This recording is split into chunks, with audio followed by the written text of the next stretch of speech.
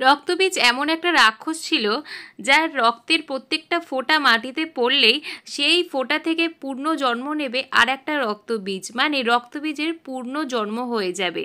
আর রক্তবীজ এই বর স্বয়ং দেবাদিদেব মহাদেবের থেকে পেয়েছিল।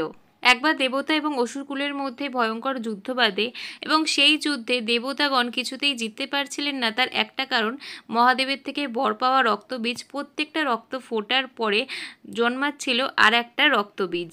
এই সমস্যার সমাধান করতে দেবতাগণ যান মা কালীর কাছে এবং মা কালী যুদ্ধে নামেন এবং যুদ্ধে নেমে রক্তবীজকে শেষ করতে চায় এবং রক্তবীজের রক্ত মাটিতে পড়ার আগেই মা কালী সেই রক্ত খেয়ে ফেলেন। এভাবেই রক্তবীজের বিনাশ হয়।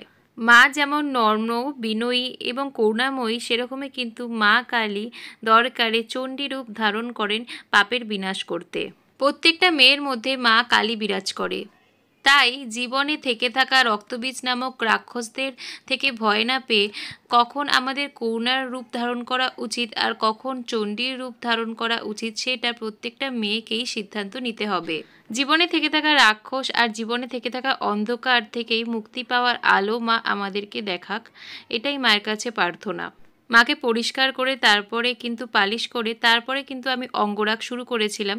তোমাদের অঙ্গরাগটা কীরকম লাগলো সেটাও কিন্তু আমাকে কমেন্ট বক্সে অবশ্যই জানিও।